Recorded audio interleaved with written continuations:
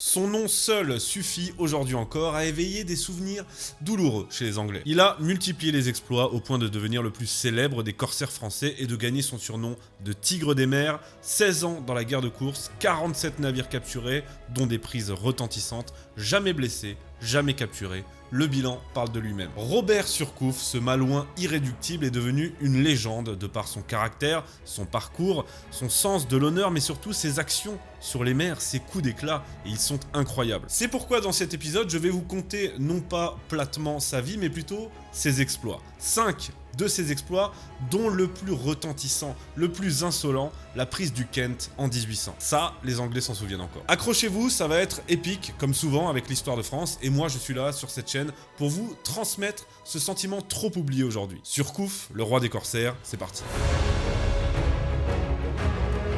Si cette vidéo est possible, c'est grâce à mon partenaire, et aujourd'hui, il s'agit d'un jeu vidéo. Mais pas n'importe lequel, World of Warship. Je vous en parle pour deux raisons. Premièrement, j'y avais déjà joué moi-même, il est d'ailleurs toujours installé sur ma PS5. Je l'avais beaucoup apprécié, j'avais d'ailleurs joué en stream sur ma chaîne Twitch, avec la marine française, bien entendu. Oui, vous allez pouvoir croiser des navires anglais dans ce jeu. Alors certes, ce ne sera pas des abordages à la Surcouf, mais il y a des plus gros canons. Et la deuxième raison, c'est qu'il s'inscrit totalement dans le sujet de la vidéo du jour. World of Warships, c'est un jeu gratuit de simulation de bataille navale en ligne, avec plus de 500 navires historiques disponibles. Vous retrouverez plusieurs nations, dont la France, bien sûr, et 4 classes de navires, torpilleurs, croiseurs, cuirassés et porte-avions, que vous pourrez utiliser selon votre propre stratégie. Tous les navires, et ça c'est très cool, sont fidèlement reconstitués à partir de documents et de plans réels. Quel bonheur de jouer le Yamato, le Bismarck ou encore le Duguay-Trouin, mais ils sont aussi personnalisables. J'y ai passé et passerai encore de très bons moments, je n'ai aucun doute que ce sera le cas pour vous aussi. Alors si vous voulez tenter l'aventure, un lien est disponible en description pour télécharger le jeu gratuitement sur PC. Et si vous êtes nouveau joueur, avec le code WARSHIPS, vous disposez d'un gros pack de démarrage d'une valeur de 25 € dans lequel vous trouverez 500 doublons, la monnaie du jeu, 7 jours de premium, 2 millions de crédits, un navire de rang 4 et 6 points de compétences commandant. Il y aura encore beaucoup de choses à dire tant ce jeu est complet, mais je vous laisse aller le découvrir par vous-même, tout est en description. La première anecdote que j'aurai à vous conter à propos de Surcouf, elle concerne son enfance, son tempérament et sa chance, ça va être l'occasion d'en parler. Né le 12 décembre 1773 à Saint-Malo, bien entendu, Robert Surcouf a déjà en lui, de base, quelque chose de particulier. Je veux dire, dans son ADN, parce que, de par sa mère, il est certes parent du célèbre Duguay-Trouin, qui est un autre corsaire célèbre, mais il est aussi d'origine irlandaise. Sa famille, côté irlandais, a fui les persécutions anglaises pour se réfugier en Bretagne. Donc autant vous dire que déjà dans son sang coule une haine viscérale du roast beef, ce qui fait bien plaisir. Enfant, il a toujours été d'un tempérament rustre, indiscipliné, bagarreur. Lui, son truc, c'était pas du tout de rester assis sagement sur les bancs de l'école, c'était plutôt d'aller se battre ou d'aller vagabonder en forêt, sur les plages, sur les bateaux avec ses camarades. Et c'est pourquoi ses parents, n'en pouvant plus, ont décidé de le placer en pension à Dinan, sous la surveillance d'un prêtre sévère.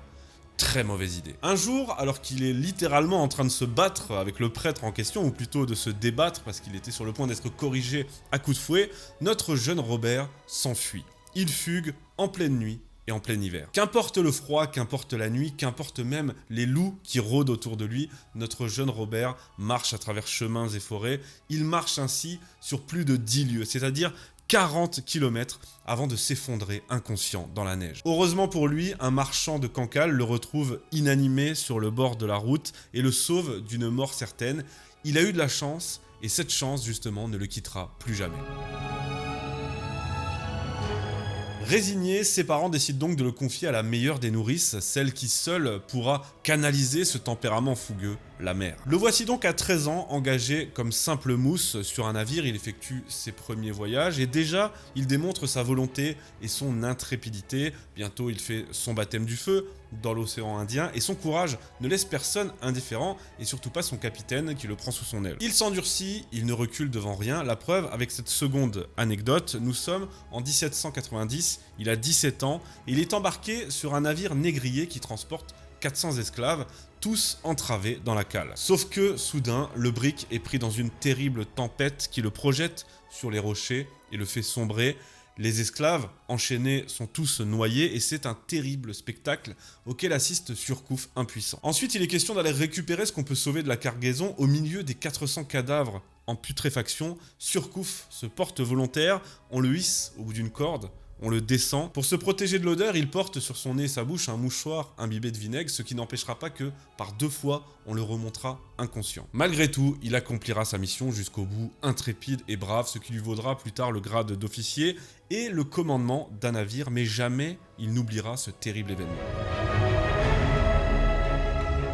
Ainsi, lorsque plus tard on lui propose le commandement d'un navire négrier, il refuse dans un premier temps, puis lorsqu'il finit par se laisser convaincre, il refuse absolument que les esclaves qu'il transporte soient enchaînés, il déclare même préférer les voir se révolter que mourir noyés. Il effectue quelques missions de ce genre, sauf qu'à ce moment-là, en France, la Convention nationale décrète l'abolition de la traite. Le voilà donc, en principe, hors la loi, est susceptible à tout moment d'un contrôle, et ce contrôle, il va arriver. Là, c'est la 3e anecdote qui va montrer l'homme de caractère qu'il est. Il est à bord du brick La Créole, et 3 commissaires se présentent pour une inspection. Surcouf les reçoit avec une extrême courtoisie et politesse, il leur offre le repas, mais les commissaires constatent des traces d'une cargaison récente d'esclaves. Sauf que pendant le repas, Surcouf avait donné discrètement l'ordre à son équipage de faire gagner le large au navire. Ainsi, lorsque les envoyés de la Convention se rendent compte qu'ils ne sont plus à quai mais en mer, les voilà pris en otage. Surcouf leur fait maintenant comprendre, moins gentiment, qu'ils ont tout intérêt à signer le procès-verbal, en disant qu'il n'y avait rien de suspect sur le brick, sinon quoi il les larguerait sur la côte africaine, je cite, au milieu de leurs frères et amis les Noirs. Complètement terrifiés, les commissaires signent le document et sont reconduits à terre, sains et saufs. Là, on va parler de choses sérieuses maintenant. Mais juste avant, petite parenthèse, j'arrive bientôt aux 100 000 abonnés, très bientôt. Ce serait vraiment incroyable pour moi. Donc, si vous voulez soutenir la chaîne et que vous appréciez mon travail, merci à ceux qui ne l'ont pas déjà fait de vous abonner. Donc, Surcouf continue de faire ses armes en tant que corsaire, notamment en 1796 avec la prise retentissante du Triton, un imposant navire de commerce britannique qu'il prend avec une audace incroyable. Mais bien sûr, la prise la plus célèbre de Surcouf, celle qui le fera entrer dans la légende et gagner son surnom de Tigre des mers, c'est celle du Kent en 1800, que je vais maintenant vous raconter en partie à partir du récit qu'en a fait Louis Garneret, compagnon de Surcouf, qui était à bord et qui a participé. Nous sommes le 7 octobre 1800 dans le golfe du Bengale lorsque la vigie aperçoit des voiles à l'horizon. Ce sont celles du Kent, un puissant navire de commerce britannique de la Compagnie des Indes. Surcouf est à bord d'une simple corvette. La Confiance, 18 canons et 130 hommes d'équipage. Le Kent, c'est un Indiaman de 3 fois sa taille, 1200 tonneaux, 36 canons et 450 hommes à son bord. Et pourtant, le corsaire malouin ne doute pas une seule seconde. Il harangue ses hommes. Mes amis, ce navire appartient à la Compagnie des Indes et c'est le ciel qui nous l'envoie. Ce vaisseau, c'est moi qui vous le dis et je ne vous ai jamais trompé, ne peut nous échapper. Bientôt, il sera à nous, croyez-en ma parole. Et il ajoute même, ce sera commode au possible, une vraie promenade. Tout le monde sur le pont, branle-bas de combat, Surcouf fait servir le café et du rhum à ses hommes, il leur promet la part du diable, il les remonte à bloc alors que le vaisseau ennemi grandit à vue d'œil et que, bientôt, il peut arborer fièrement ses nombreux canons. Le Kent décoche un boulet pour sommer à ce petit navire prétentieux de hisser ses couleurs. Surcouf s'énerve, il les traite d'imbéciles, il vocifère tout seul sur le pont contre les Anglais. Irrité, le Kent tire maintenant toute sa bordée et Surcouf lance alors « À la bonne heure donc, voilà qui s'appelle parler franchement. À présent mes amis, assez causé. Soyons tout à notre affaire. » On hisse bien haut le drapeau français, on tire un coup de canon pour s'annoncer et Surcouf vient rassurer ses hommes de la meilleure des manières. « Nous sommes 130 hommes ici. Comme eux aussi sont à peu près 130 là-bas, bon, or chacun de vous vaut un peu mieux, je pense, qu'un Anglais. Vous riez, farceur. Très bien. Une fois donc à l'abordage, chacun de vous expédie son anglish. Rien de plus facile, n'est-ce pas? D'où il s'ensuivra qu'au bout de 5 minutes, il n'y aura plus que nous à bord. Des paroles qui font bien plaisir là aussi. Allez, sûr de sa force et conscient qu'il va écraser ce petit vaisseau français avec facilité, le capitaine du Kent, Rivington, a fait même monter des dames sur sa dunette pour les inviter à assister au spectacle. Le combat commence, le Kent envoie sa première bordée, qui manque sa cible.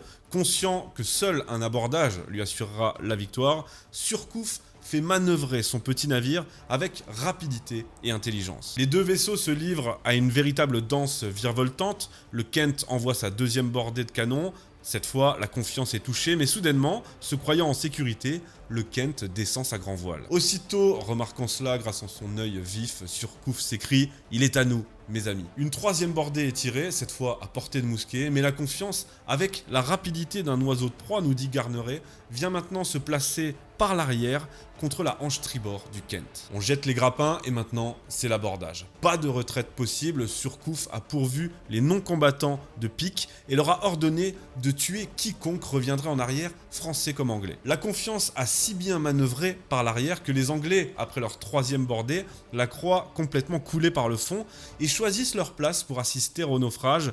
Garneret nous dit que l'on juge donc quelle dut être la stupéfaction de l'équipage du Kent quand, au lieu d'apercevoir des ennemis écrasés, abattus, tendant leurs mains suppliantes et invoquant humblement des secours qu'on se propose de leur refuser, ils voient des marins pleins d'enthousiasme qui, les lèvres crispées par la colère, les yeux injectés de sang, s'apprêtent, semblables à des tigres, à se jeter sur eux. Ce spectacle est pour eux une chose tellement inattendue que pendant quelques secondes, les Anglais ne peuvent en croire leurs yeux. L'abordage commence, le combat est acharné d'un côté comme de l'autre, les Français, dans leur fureur, parviennent à déborder les Anglais, pourtant en large supériorité numérique. Surcouf est au cœur de la mêlée, bien sûr. Garneret écrit « Le Breton, joignant l'exemple à la parole, se jette tête baissée sur l'ennemi. Sa hache lance des éclairs et un vide se forme autour du rayon que parcourt son bras.